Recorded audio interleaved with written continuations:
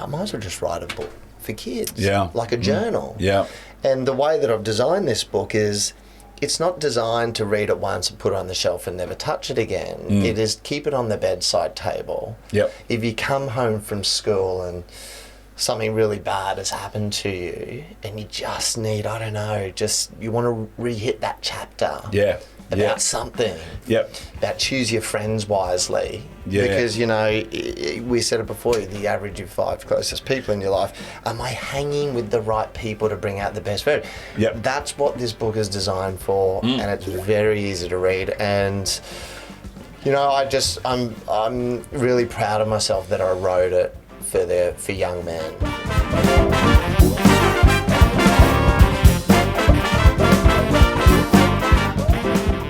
G'day folks, welcome back to another Sauna Sessions with Shea. In the barrel sauna today we have Cam Dunlop. How are you, mate? Mate, I'm alive and well. Thank you so much for coming into the sauna for a chat. And we did the deluxe package today. How'd you find that all, mate? The amazing. breathwork? Yep, breathwork was great. Yep. Ice bath was a bit nippy, but you got it done though, mate. Yeah, 2 minutes. It done. Awesome, mate. As soon as I saw you go under, I thought I've got to go under. That's just the competitive spirit, but we'll touch on more in the book soon. Well, mate, do you want to do the honorary ladling of the first ladle of water to get these hot rocks steaming? This is a great honour. Now, mate, the reason... There we go. We're away. The reason I wanted to get you in for a chat, mate, is I saw online that you had written a book. Now, this book's called Your Strength Within, a Manifesto for Young Men. I grabbed a copy, had a read, and thought, this doesn't apply just to young men. I'm 46 years of age, and it applies to me. You've got little actionable items throughout the book, where it's either goals to set or things you got to action for each chapter.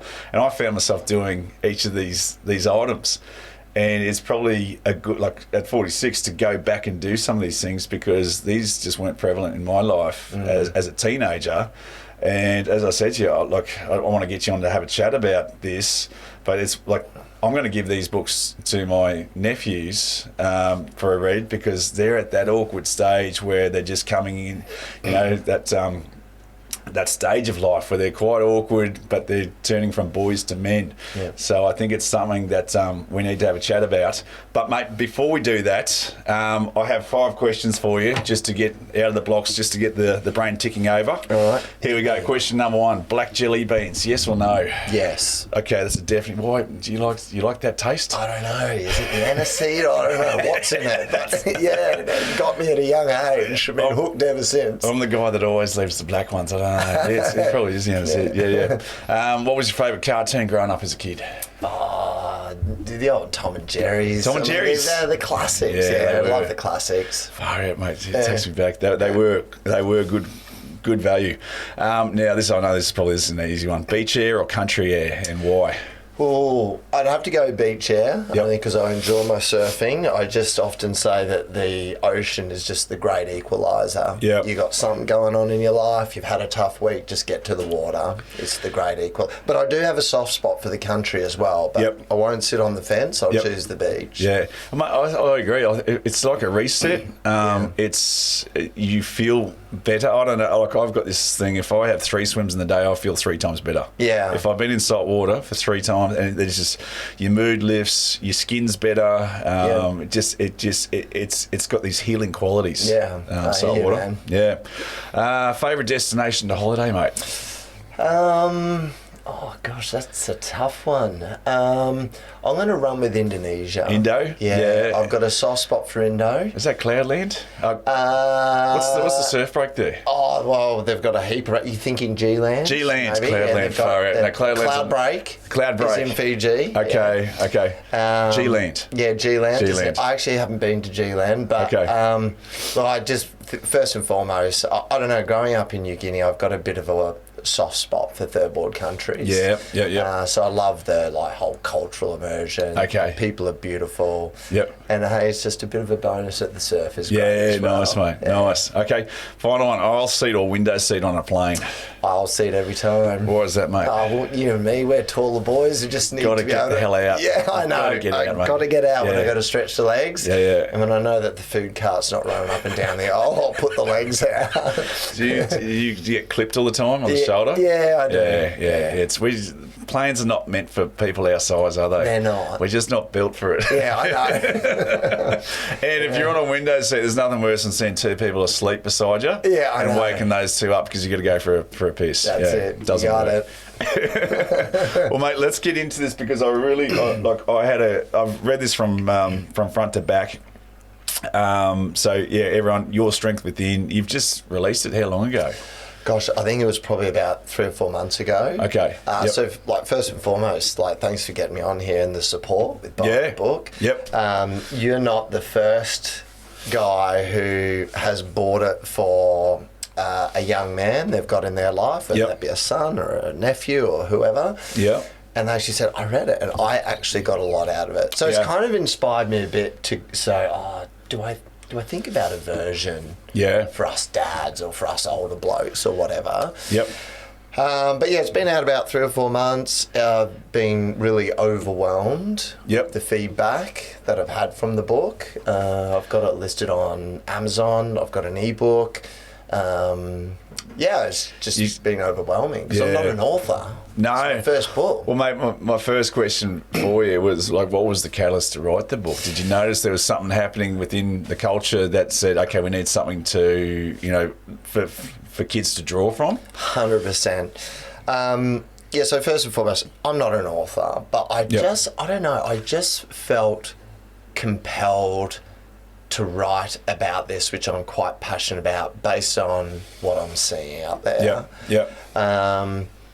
I just thought this is probably the most effective mechanism that I can find to try and make a difference. Mm-hmm. And my vision going in with this book was always, if I can just make a difference to some young man out there, this would all be worth it for me. Yeah. So the catalyst was I've got... Sorry, you got kids too? Yeah, two sons. Two sons. And a daughter. Okay. So I've got Jaden, Flynn and Chanel. Jaden's 16, Flynn's just about to turn 14, and Chanel's just about to turn 11. So what better books for these boys and the whole family to read?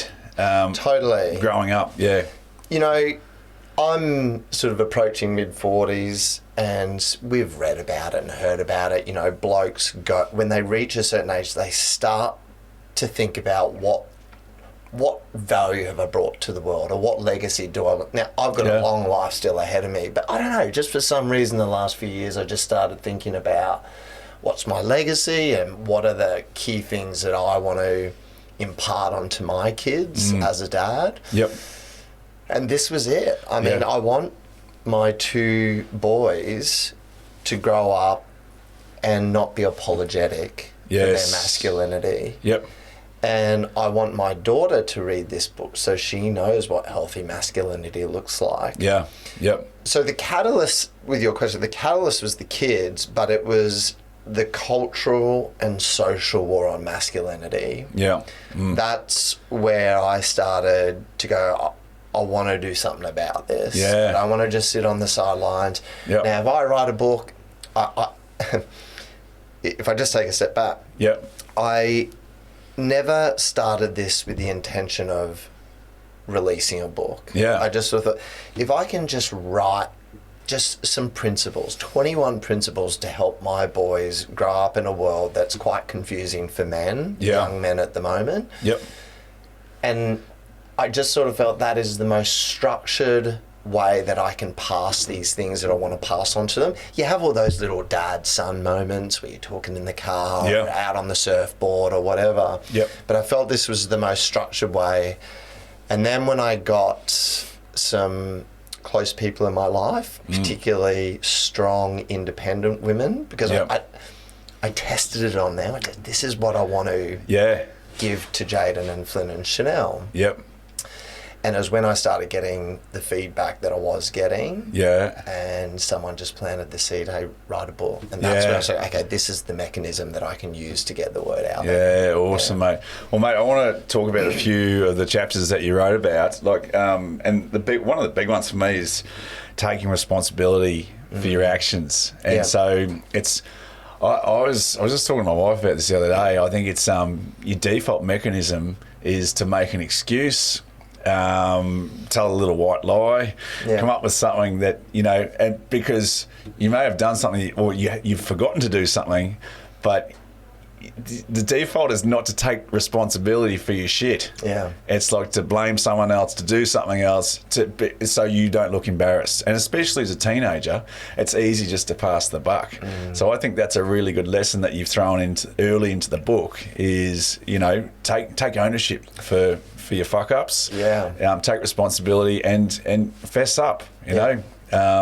Is like, how did that sort of chapter sort of resonate with your kids? Do they look at that and go, yeah, okay, I've got to take more responsibility in my life? Yeah, definitely. You know, look, I'm far from perfect and I've made plenty of mistakes in my life. But haven't we all, right? Yeah.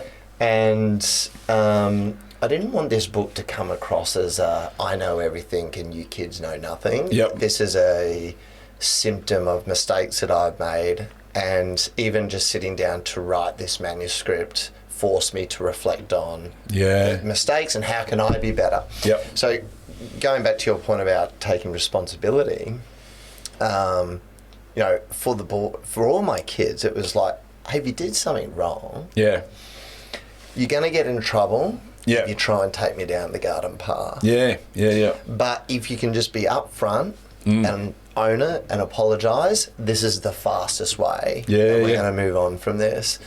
So taking responsibility always was going to have a chapter in the book.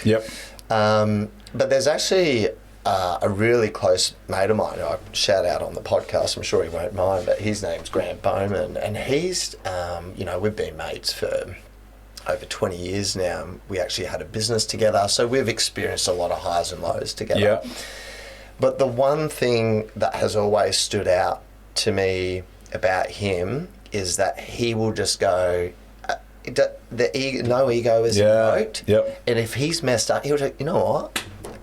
I messed up. That was my bad. That was my fuck up. And he just completely, and it's so disarming. Because you sort of feel like when someone's done something wrong, they get defensive. Mechanisms kick in, and right, we're going to go to war on this. But I just found that the way he communicated those things was just so and you just moved on from it so quickly. So shout out to Graham. But that was a really important thing that I want to see in kids is, to your point, you can tell your white lies, you can create excuses, you can fluff around it.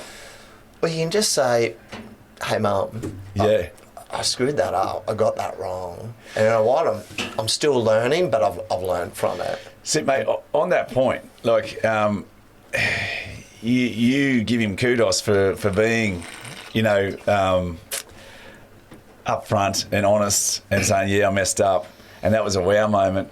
But that seems to be the minority. I know. Right. So, and that's why we find them sort of, okay, he's taking responsibility. It just puts the fire out, doesn't it? It does. Because and I've heard this the other day, and for some reason it sort of rung true, is like most adults have the emotional maturity of an 8-year-old. They just hide it better. They mask it. So an 8-year-old throws a tantrum, you know, a 40 to 50-year-old, they just seem to hide it better, and that's where you have to, you know, sort of grow as a person. You got to go through these things, but also call yourself out, you know, when you're messing up, or, you know, go, maybe I did do that. Okay, maybe I was wrong there. You know, and once you do that, no fire can come from the other side, can it? Because it's like you've just doused it. It's like, I'm totally wrong. So, that's it. And I've made those. And you move on quicker. Oh, you do. Yeah.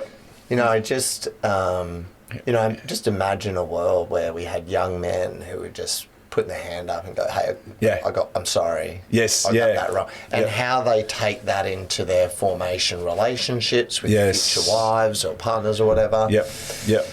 You know, and I was once a teenager. I was once a guy in my 20s, even in my 30s. I still hadn't wrapped my head around everyone always spoke about it, take responsibility. I take responsibility, but it's not until you get put into a moment of tension or conflict that you can dodge responsibility. Yep. And I've learned from that. And even with the science of that, like if you're in those moments, the adrenaline kicks in, and this doesn't work as well. Yeah. I mean, when parachuters come down, they can't speak because the adrenaline, it's just this over excitement of adrenaline that your brain turns to mush.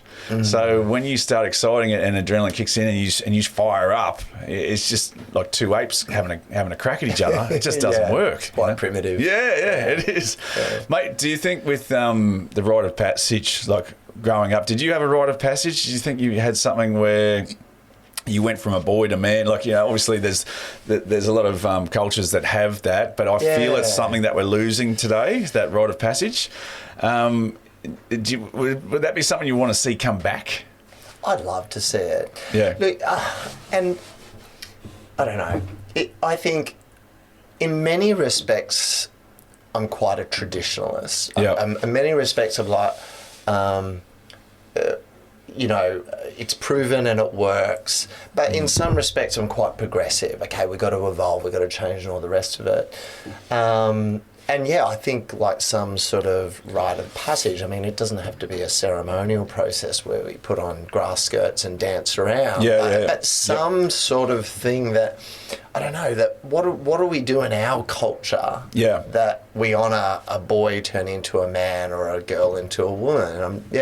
Thinking about my childhood, I mean, I didn't have anything that I can think of like that. It's an interesting question. I'm probably on the drive home, I thought, is that and that and that. Yeah. But I think the greatest thing my parents ever did was the gift of independence. Living in New Guinea, we had a boat, quite a nice boat, and at 13 years old, Mum and Dad said, okay, you know how to drive the boat, take it out, go out with your mates fishing for the day. Yeah. Well, those little things give you confidence. Totally. And you grow up real quick. Yeah, for sure. It sounds like you had parents, though, that always instilled in you to have an opinion. Yeah, definitely. Most definitely. That was the same thing with my parents. Though, if anything that came out of Mum and Dad was never just accept the norm, right? Always, and that's something that comes up in your book as well. Absolutely, is question things. Yeah, don't just accept it on face value. For that's the way it should be done. Yeah, and I've found that through that I've always questioned everything, right? But I think that's and that's a part of. I don't know about you, but I've never felt like I've ever quite fit into mainstream anything, and I'm okay with that, Look, are you very similar with that? Yeah, well, I kind of, now I am. See, I take my hat off to guys like you that could work that out from a young age. Part of me writing this book and why it just felt like the words could come out so easy is because I've learnt from what I don't want to be anymore. Yes, yeah. So, in the book I write about choose your information wisely is one of the principles. And I think for the I wouldn't say the majority of my adult life, but certainly my teenage years, 20 years, probably certainly a bit into my 30s, I was part of the mainstream media. Yeah, for sure. Yeah. I was singing the messages. I was fearing the things they said to fear and celebrate the things they said to celebrate. But there's this saying is that when you are young, you grow a heart. As you get older, you grow a brain. And it wasn't until, call it, the last decade where I've gone, hang on, there's a real government agenda behind all this. There's financial interest for certain messages to be pushed. Now, I'm not a conspiracy theorist. I'll sit down, I love to chat with them, but I don't come out and say I'm a self-proclaimed conspiracy theorist, but I feel that if our children can get away from the mainstream media, learn to critique and criticise things and challenge things and fact check things. In a tactful manner too. Don't attack people. I think we'll be a much better society. Like I often say, a beautiful experiment to run in our society would be no news. As a society, we turn off news. We turn off no newspapers, no magazines. We just turn it off for 12 months and see what happens. Well, mate, I've always, and this is just I'm not into conspiracy theories either, but I do media and film production. So and editing. I can see the power of an edit and how people can manipulate an edit to force an agenda. Yeah. And so I've just stopped watching that a long time ago. But to me, mate, I've never actually worried about the government but I'm at this stage now where I wish I did. Yeah. So when I go to the ballot box to vote, I don't know who the fuck I'm voting for. I know. And I wish I did. Yeah. Because it's important to know who's in charge or who's, where your tax dollars are going. I know. And it's just, and so that's a bit sad. But it wasn't actually until kind of COVID hit that I went and got two jabs, and because my wife would have lost a job, so I was supporting her. Then I did the research, and I'm like, this is fucking stupid, right? And this is not right. And we've got a government running an agenda that doesn't help any individual. Yeah. But I saw that the mainstream media was a bigger virus than the COVID virus ever was. Yeah. And I just switched, and it's like I can't even listen to this shit. It's horrible. Yeah. It was pretty powerful. I mean, look at the information's out there, the research, the side effects, all the science that's come out post COVID. Yeah. I think. A lot of it's getting hidden too. I got my 2 jabs. Yeah. I thought, I'll do it for the country. Yeah. This is the right thing to do. I can go get a coffee. Yeah, I can show my pass and go get a coffee, and I'm not treated differently because of it. And then you look, in hindsight, looking back, what a crock of shit the whole thing was. Yeah, and it's like we should have done the opposite of everything that we did. Absolutely, but I think and it was part of my work too. I had to get it for work. Yeah, where I was working at that time. But I actually think that whole process has opened everyone's eyes up. Yes. Yeah. And I'd like to think that if COVID-27 came around and the same message, go and get your jab, I think there would be the majority that now wouldn't do it again. I think so. There'd be the vulnerable, and you get it. Yep. But I think the majority would have learned. Well, my parents still watch the news. I love them to bits. I go over to their house and I put a smile on my face. I give them big hugs. Yeah. I'm not listening though. Do you know what I mean? And I'm okay with that. I'll just, at the end of the day, it's understanding that you don't get into battles with 80-year-old people that are very set in their ways. Totally. Yeah, but if you're a 16-year-old coming through the system now and you're trying to work it all out, you may just follow Carl Stefanovic and go, this is the way, this is all. And, for some people that's fine, but I just see that as just, start to develop your own, concepts and ideas. And obviously, it's through what I did at university that I can see it, and I think most people can. But I can see a cut point where it's been manipulated, or to me, it's actually it's a misinformation thing. So it's truthful in its from the in point to the out point. Yeah. But they've either omitted things, right, to not tell the full story. So they can. It's a very clever way of getting away with talking about whatever the subject is, but putting a spin on it to create an agenda. Absolutely. Yeah. I mean, I touched on something similar in a blog that I wrote. So on my website for the book, I've done a few blog posts, and I've got to get better at that stuff. But talking about the manipulation in the algorithms of social media, TikTok, YouTube, etc. Yep. So I was reading some research around when young men are unable to identify or associate with their masculinity. Yep. Because their social and cultural war against them wants them to be more like women. Yeah. Or I shouldn't say that, not more like women, but less masculine. Yes, yeah, yep. What these kids do is they turn to social media. And the algorithm is working hard in the background, and next thing you know it, they're in the extremist channel on how you treat treat women, and they belong in the kitchen, and the old stereotypes come into it. Well, so the Andrew Tate, absolutely. So and I understand why teenagers and 20-year-olds are going to his side. Yeah. Jordan Peterson. Yeah. I understand, but to me, he's not as extreme as Andrew Tate. No. But I understand people are looking for something to grab onto. They are. Yeah. And it's interesting because... Especially young men. Yeah. I mean, some men who have a view that Andrew Tate has a purpose. Look, personally, I'm not a big fan. But he's got a huge following, and he's trying to aggressively swing the pendulum back. Right? So if he can be more controlling and assertive and stronger in his view, he can do that quicker. If I'm a Jordan Peterson, he's a smart guy. Like, everything he says is data driven, right? He just looks at the data. But this is the thing, young men who embrace their masculinity, live in environments where their masculinity is encouraged to thrive. When they get it wrong, and they do, they're not hit over the head with a stick. They're coached around, hey, I see what you're trying to do there. I want you to try and express it in this way next time. Those are the kids that don't turn to the Andrew Tates of the world. That's my belief.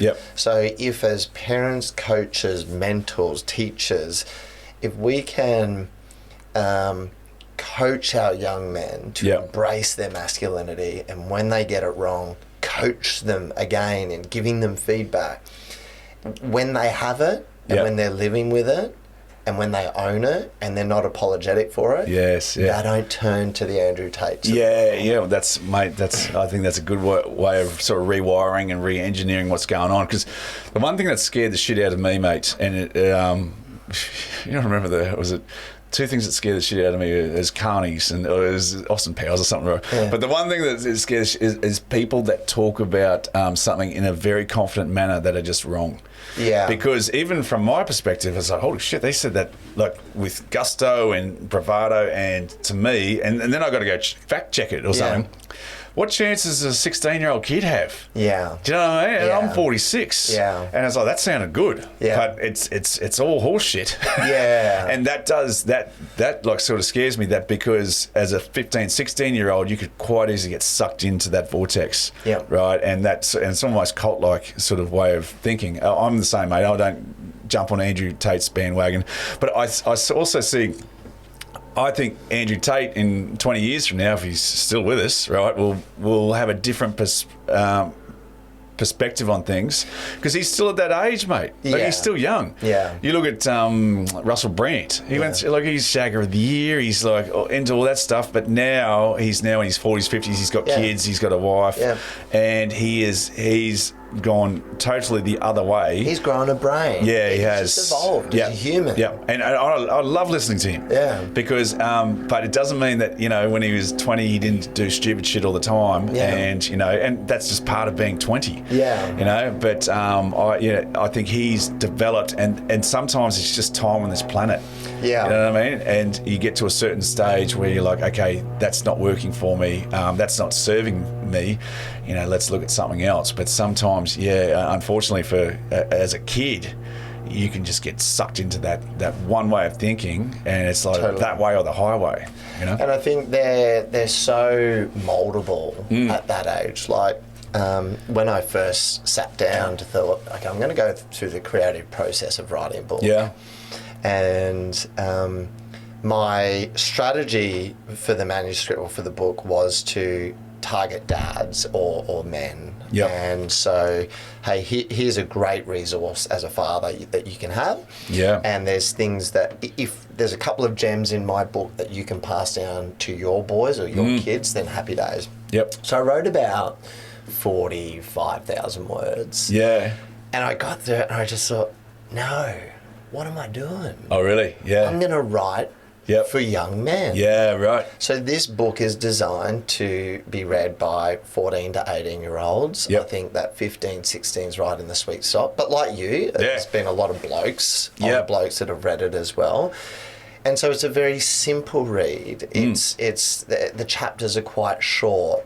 You know, when you read a book, a big thick book, and you just go, geez, they could have said that in far less words. Yeah, trim the fat. Yeah, that's what I've done with this book. Now, maybe I've done a disservice. Maybe the longer books sell more, or they mark them up high. But for me, this was never about making money. I don't think so, mate. It's just thin and it's easy to read for kids. Mate, I don't read generally. Like I was reading the Nelson Mandela book, and my mate's South African. He's come over, and it's pretty thick. Yeah. And it's like, Shea, you've only read one chapter, right? And then 5 years he came back, and it's still the same. Yes. Shea, you haven't gone past chapter 1. What's shit? You know, what's the and so it's there's something that I got through really quickly. But also, when you finish a book, there's this. Sense of accomplishment. Yeah. Totally. So, mate, I don't think in today's world where everyone's flicking and doing things really quickly, I think there's definitely a place for a book like this. But also at the end of each chapter, there's an actionable item. Yes. Which I did. Right, and I found out new things about myself at 46, and I want to go back and read it again in 5 years and redo them. Yeah, because it's goal setting, there's vision, you know, there's finding your why, you know, and I think that's important through all stages of life. Definitely, you know, and then just to go back on. Yeah. But it's literally something, mate. I was proud of myself because I read it in a couple of hours. You know, and you can. Yep. So for an adult, you could sit down for a couple of hours and read it cover to cover. Yeah. But then there's the journaling side of it, and that can stimulate some thought, and that's intentionally designed. But, you know, when I got the first 2 books printed, I gave them to my sons, Jaden and Flynn, because it was all about them. Yeah. And I said, hey guys, you know, here's a book that I wrote, and it's got a lot of subjects in there that are very important to me.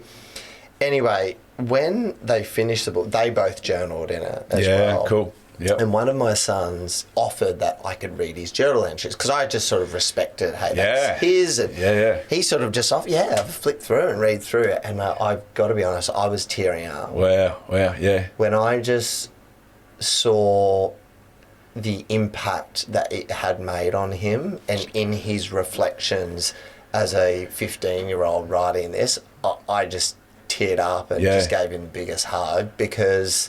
Well, mate, job done. If you had to just impress one person with the book, why not be your own son? Absolutely.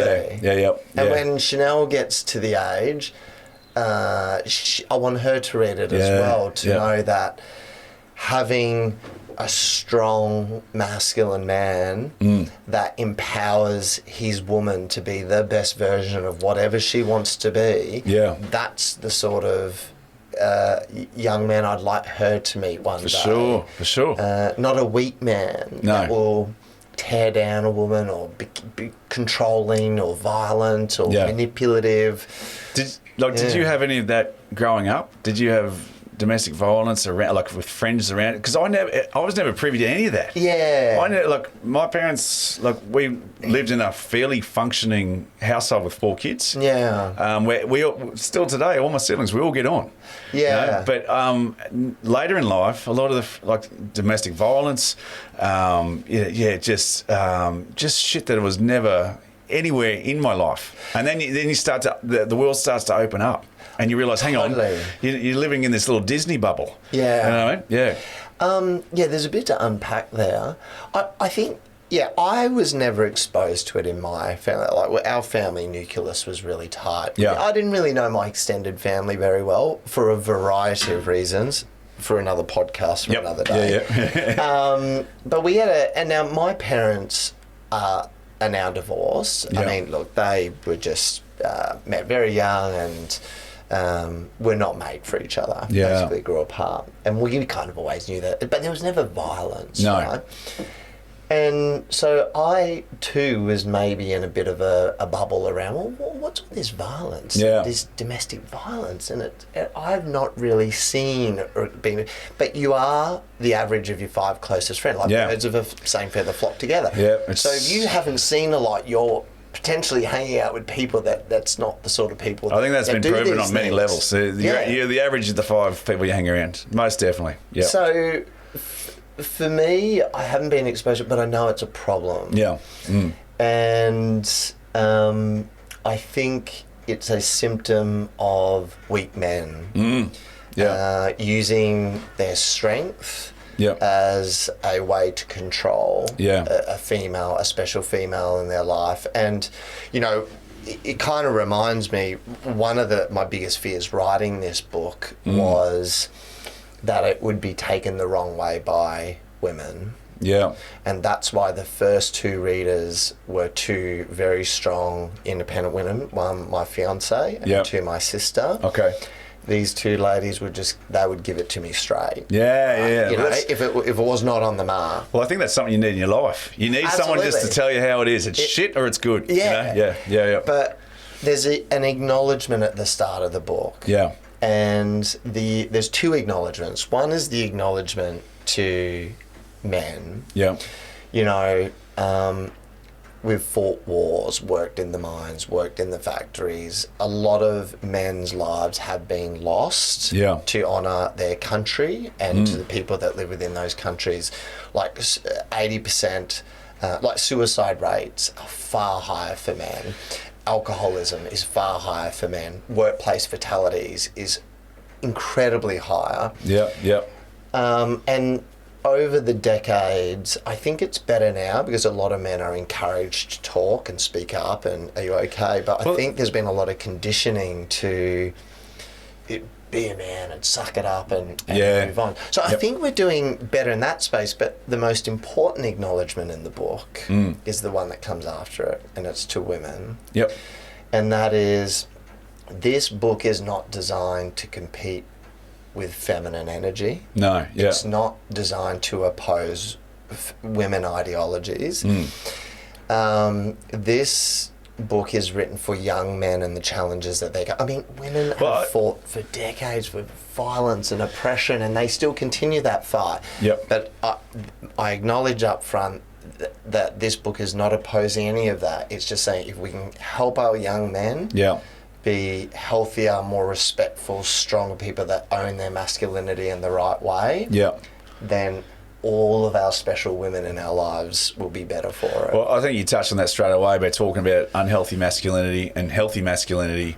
And is it something that you can spot straight away now by writing the book and just educating yourself on this? Can you see it coming a mile away, like in the school grounds or sports dads, or you know? That's a good question.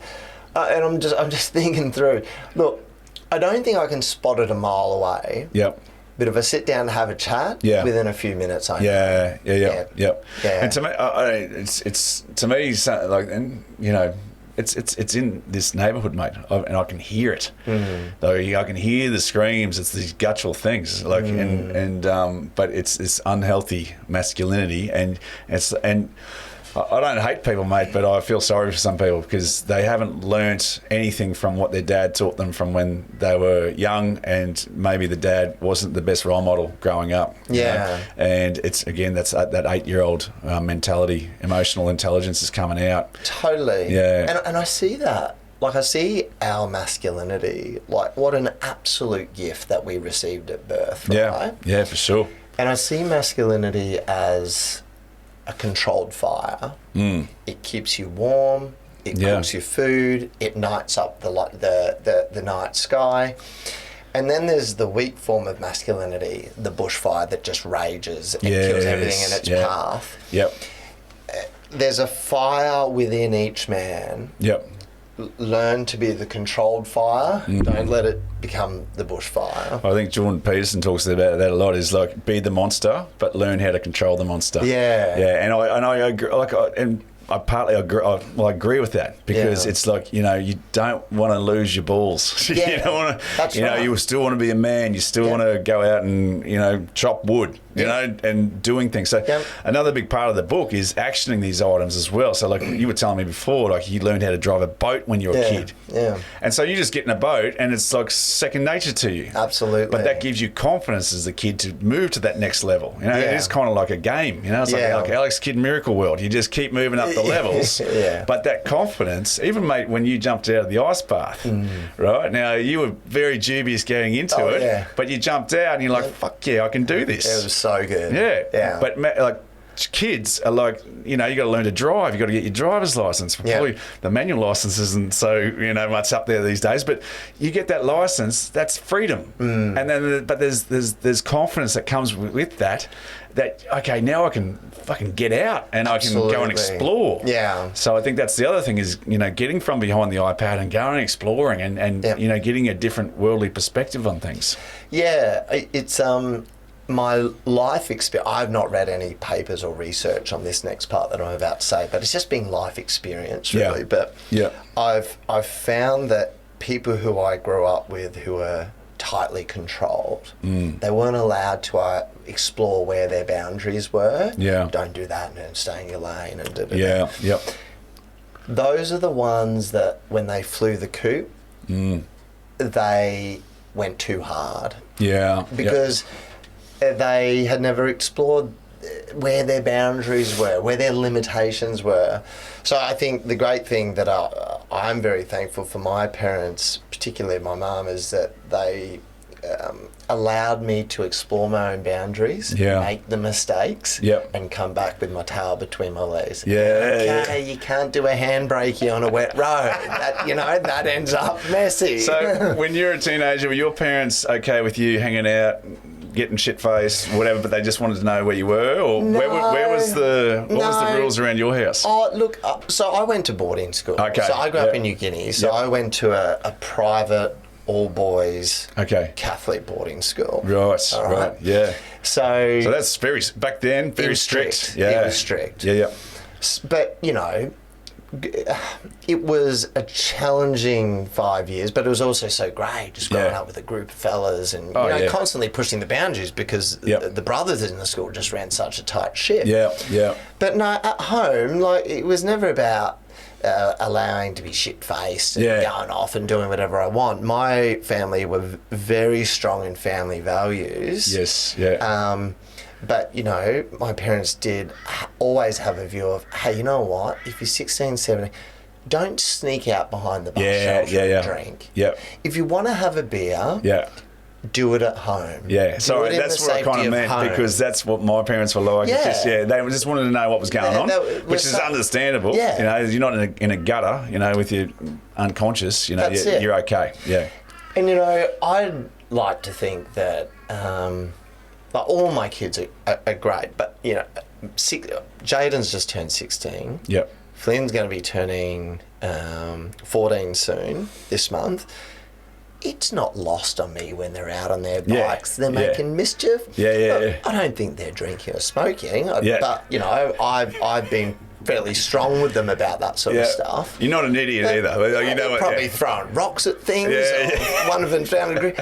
But I think I don't want to control them within an inch of their life. No, if I try and wrap them up in a blanket, I know by the time they leave home they'll just explode. So it's funny you say that. I remember getting in the car with Dad. I was about 15, 16. He said, I can smell that you've had 2 rums, a couple of beers, a tequila, and a couple of cigarettes. It was spot on. I had all the above. But he could, and he's like, they're not idiots. They kind of know what's going on, but also it's with good people and it's a bit of fun. And again, you're exploring. Totally. But it was as you were saying before when we were doing our breath work, how you're not a big drinker. No. But the Australian culture around drinking is mental. When I was at uni, I had a lot of international student friends and a lot of Scandinavians and just like, gee, the Aussies drink so much. It's just like... It's the default. It's the default. But I think that's changing. And I write about it in the book, not about the drinking, but looking after your body, stay strong. Now, well, here I am sitting with no shirt on. I'm far from a Chris Hemsworth body, right? But I'm fit and I'm strong. And I'm turned 45 this year and I'm still beating my PBs at my gym and I'm fit and healthy and strong, and that's the example I want to set for the kids, but mostly do it for myself, right? But in the book I write about look after your body. Learn to lift. Learn to defend yourself. Learn to... have just good fitness and be strong and be healthy and be mobile. Well, we were just talking before when we're doing the breath work that it's in the back of my brain always that if someone breaks into this house, I'm on.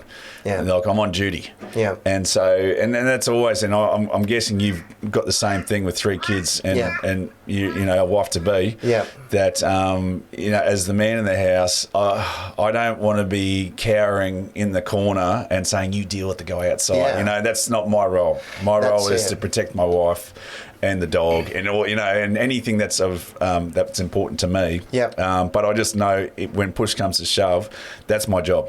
You know. Yeah, you got it, man. I mean, look, in that chapter, learn to defend yourself. You know, throughout the book, I've used a lot of like quotes and so forth from pretty inspiring people around the world. Yeah.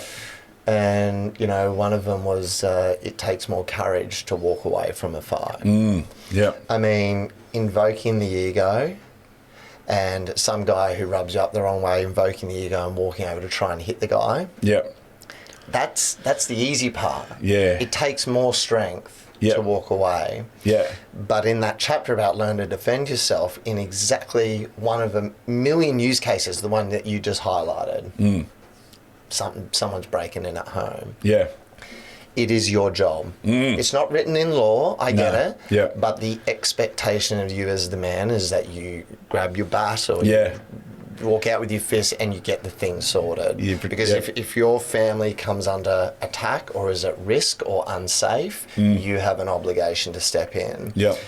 So big difference between going out and looking for fights and being in a position of being able to defend your loved ones. I'd love to see our young men grow up to be able to do that with honour. Well, I think there's a two-pronged attack too, where when this is strong, or this is strong. Yeah. So they're very interconnected. So if you're a 15, 16-year-old kid and you're getting into the weights and you're starting to explore fitness and exerting and, you know, going to that next level, that affects this. Yeah. And this becomes strong. Yeah. So I definitely think there is a strong man, weak man thing, and it's very clear, you know, that, you know, and I'm not going to pass judgment on anyone, but I think, you know, and this is another podcast probably, but to do those things, to get in the gym, to do some bloody push-ups, you know, and realise I'm actually seeing a few kids now going, no, the iPad's not the way, fuck that off. Let's go do some, you know, let's go to do some fucking bench press. Yeah. And so that when you build that strength, that this starts to become strong with it. Yeah. Because you start to challenge this as well. Okay, where's my point of where a failure? Yeah. You know, but then that resonates through your life as well. 100%. It absolutely does. I mean, you know, I think about the again, my kids, and I don't want to sound like one of those obsessed fathers where I'm talking about, but I started this book with them in mind. Yeah. So they're kind of the centerpiece to all this, but they're so fit and strong, all of them. Yeah.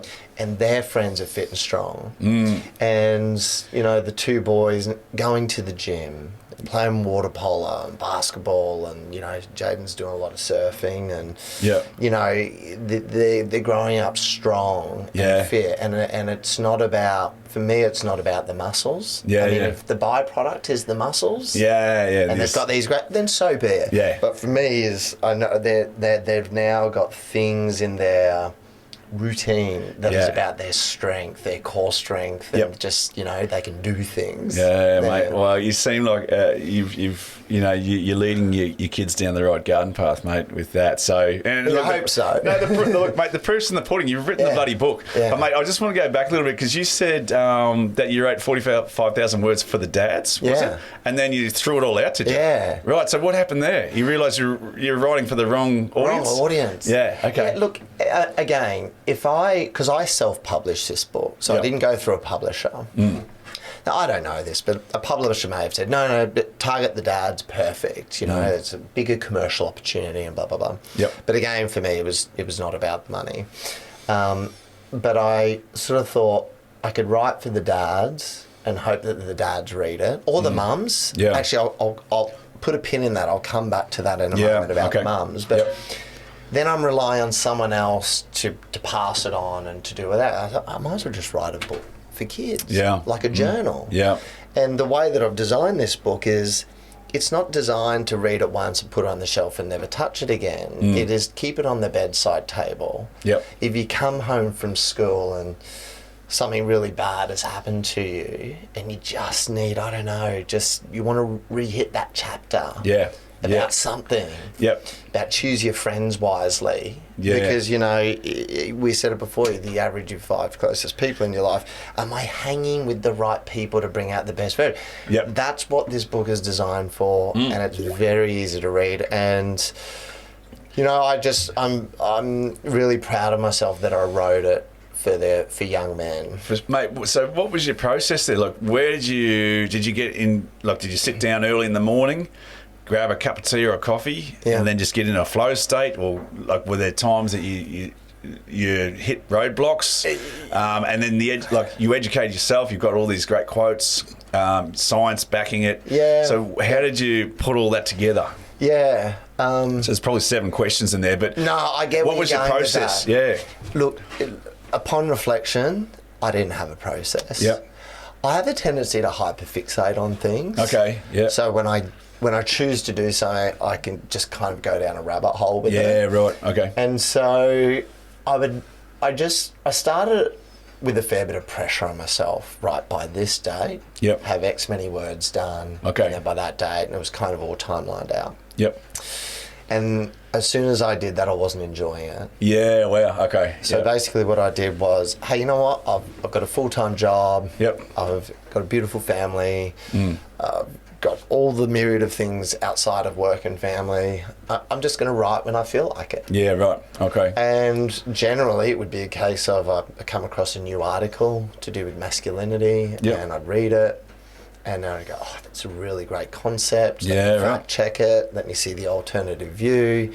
I start to form a view, and then all of a sudden I just find 4 hours where I've just been writing non-stop. But then I wouldn't touch it again for 6 weeks. You didn't force anything. Didn't. So, and that's why I enjoyed the process. Yeah. It's funny you say about that, because I listened to a podcast the other day with Robert Rodriguez. He's the director from Dusk Till Dawn, and he was talking about how creativity just actually flows through us. So the push and the pull, it never goes in a way that you expect if you just let it happen, right? And it's very hard. Like, it's not the easiest thing to do, but sometimes you can just sit there and it'll flow through you, and you can write for hours. But because he's talking about movies in today, how it's about making money. So if you've got the agenda, we need to make money on this one, it's generally not going to work out. It's not going to be as good as the first one. Like, especially like with sequels, stuff like that. They talk about, you make the first one and made a shitload of money, let's make a second film.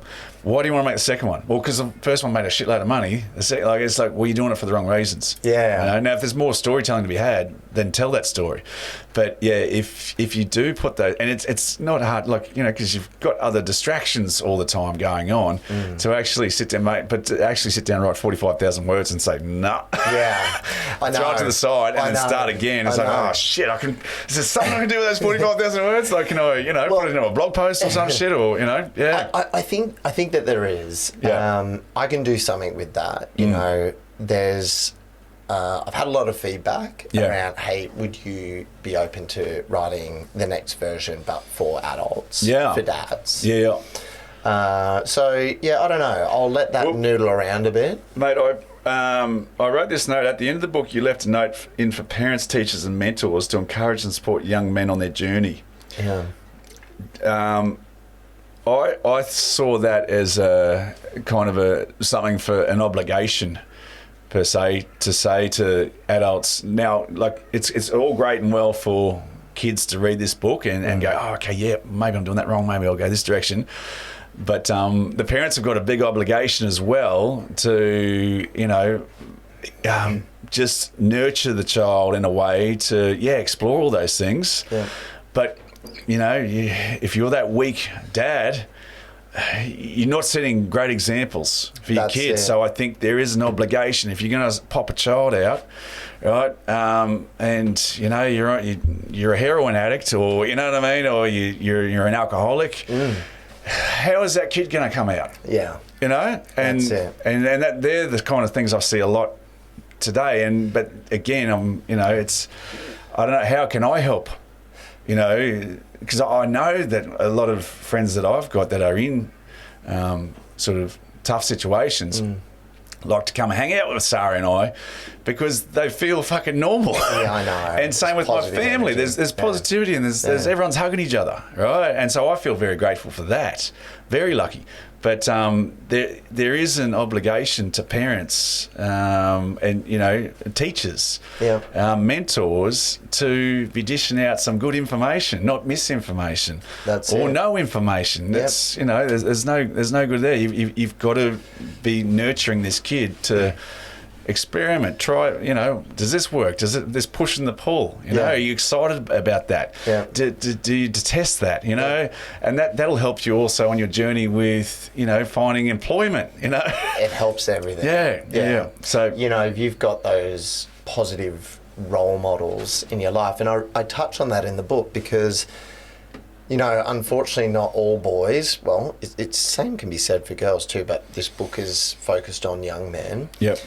Not all young men grow up in potentially the family environments that they grew up. There's intergenerational trauma, you know, whether it be alcoholism or problems with drugs or severe unemployment. There's a lot of young men that grow up in those environments. And the story stays the same. The story stays the same. Yeah. I do have a belief, though, and I write about it in the book, that those young men, they can climb out of that. Because whether it be a footy coach they can reach out to, a teacher at school, some sort of just positive role model in their life, they can climb out of that. And that, you know, masculinity doesn't discriminate. If you have an X and a Y chromosome, you get it for free. So you've got it. The fire's there.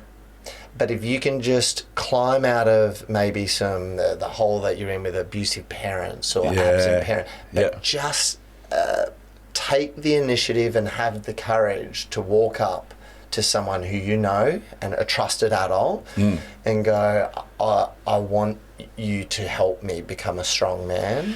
And look, in some ways, just everything you just talked about there, I think even with the invention of the internet, kids are getting smarter and they're educating themselves. And I'm seeing a lot of kids these days not drinking like we used to drink when we were 16. They're changing it now. I don't know about you, mate, but I was every Friday, Saturday night, where the fuck are we doing? Where are we going? You know, let's go get shit-faced. Right? And then I look back and I was like, that was part of my growing up and I'm cool with all that. That's fine. But I'm seeing a change of the guard with these 15, 16-year-olds, and even the awareness to go, well, you know, my chess teacher, he's an awesome guy, you know, or my PE teacher, but it's also just being okay with asking, you know, because have you got mentors in your life? I do.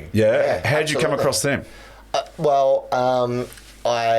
They've just organically come to me. I mean, what I was trying to articulate in my mind then is, I've not woken up and go, right, this week I'm going to get a mentor. And it's cool if that's the way you go about things, but for me, I can't force something. No. It's just got to come to me at the right time.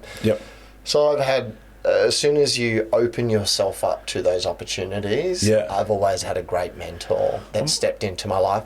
But coincidentally, just mentors to help me get through certain stages of my life.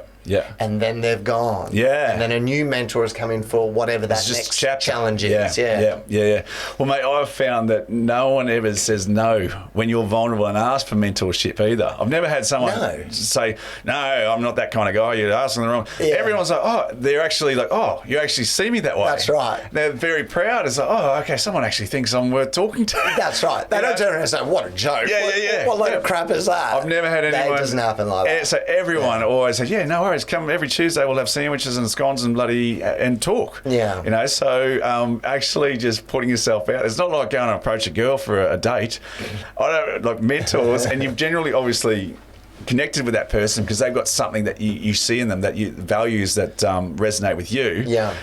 to go out and say, look, do you mind if I have a chat? Because I've got this idea, you know, and what do you think about this? You know, and it could be business related, relationship related, just being a good person in general related. That's it. If you're seeing that, go talk to these people, because I just think, I don't know, like, good people will always say yes in that situation to help someone that's, you know, young and, you know, easily impressionable. Yeah, that's it, man. Like, you know, my experience with mentoring people myself and wanting to have people mentor me is, it's not... When someone comes up to you and says, can you be my mentor? All of us, I don't know about you, but your mind goes, okay, we need a structured program. Yes. What value am I going to deliver? Yeah. But what I've learned a bit later on in life is it's not about the structure and the program. Yeah. It's about someone who you can trust to have a meaningful conversation with about something, and they offer their perspective and experiences. Yes. And the reason why I'm so happy you touched on this is because in the book I do write to parents, teachers, carers, coaches, community members, religious leaders. Well, I think that was an important part of the book, to put that in there, mate. Yeah. You've got an obligation. Yeah. It's not a... If you see a young man in your cohort that's struggling, take the initiative to connect with that young man. Because, and it's... Mentors, maybe not the right word. Maybe we've just completely ruined the crap out of that word. And people think structured programs, let's write a coaching plan. These are the actionable items I want done by Friday afternoon. Absolutely. If our adults in this world can just remove that word and their association with it and just go, I just want to connect with this young man and have a conversation. It'll make such a difference to them. Yeah, for sure. But I've just had another idea on the book while just talking to you. I'm actually going to give it to my brother and get him to read it first, then hand it down to his son. Yeah, so good. Yeah, because it's like... better when you do it that way. Yeah. Because, as I said, I've got so much out of the book. Having those little actionable items at the end of every chapter, brilliant. Yeah. But I know that my brother, and he's a school teacher, he'll lap that up, you know, but also realise, oh shit, I never thought about that, or I never, you know, considered that. So he'll get a lot out of it as well. But that will help him be a better father, most 100%. definitely. Yeah, and the mum. So before I said put a pin in it, we'll come back to it. Out of all the copies that I've sold and the feedback that I've received in various formats, it's the mums driving it. Yeah, wow. Okay. Isn't that interesting? Yeah. So I thought all the dads would pick up the footy and run with it. But it's the mums buying the books, and it's the mums gifting it to their sons. And I'm actually going to speak at an event next month. It's a little bit daunting, but it's like 200 really successful women in Brisbane. And I've had an opportunity to speak at this event. And it just goes to show again that this appears to be something that's noodling around in the minds of mums for their boys. Well, I think it's also that mum that's probably educated themselves a little bit on masculinity, but is also open to the fact that, hang on, you know, maybe this, like, you know, I've got to instill a different maybe method. And I think generally mums that are in that vein are going to be really good people. And they can see that, hang on, maybe the default world we've got going on isn't quite serving them. So read this book. You know? But as you said, like, if you can get a mum or a dad to read the book, cover to cover in a couple of hours, and then so they can wrap their head around the content and the vibe of it. Well, I feel like I've juggled the sensitivities around gender stereotypes. But writing a powerful message that stands out for young men. And it's not until the mums read it, and it's almost like a stamp of approval. Actually, that was really good. The acknowledgement up front really helped going into the book. And then when I went into the book, it was smooth sailing, and that's when I've heard, and then we wrapped it up. And nice, mate. I'd love to hear how the chat goes with the 200 women, mate, and see how it goes. You know, but in the 200 women, there's going to be 1% that probably disagree with you, and that's cool. That is cool. And I'm almost sort of, in a way, I hope that the the woman or women that do disagree with the message can surface that during the talk. Well, that makes for a version 2, a better version 2. But also, you need a bit of friction to start a fire. I can get up there and talk about the book, and whilst it's completely respectful, I think the strongest message in this book is a strong man creates a stronger, more empowered woman. Yeah. And if someone throws a challenging question my way, I embrace that because it allows for the conversation to go to a deeper level. For sure. Mate, on that point, thank you so mate. If your kids are lucky to have a dad like yourself, mate, so I really appreciate you coming in the Barrel Sauna for a chat today, mate. It's been we went deep on some stuff, and I'm glad we did, because you got me thinking differently again about different aspects of my masculinity. And so I appreciate you for that, mate. And I hope the book just goes wonderfully well. Mate, if people want to pick up a copy, where do they go? So it's on Amazon. Yep. When I get home, I'll try and see if I can get a unique link or something to share it with you. I'll see if I can give a discount to your audience. Awesome. But it's on Amazon.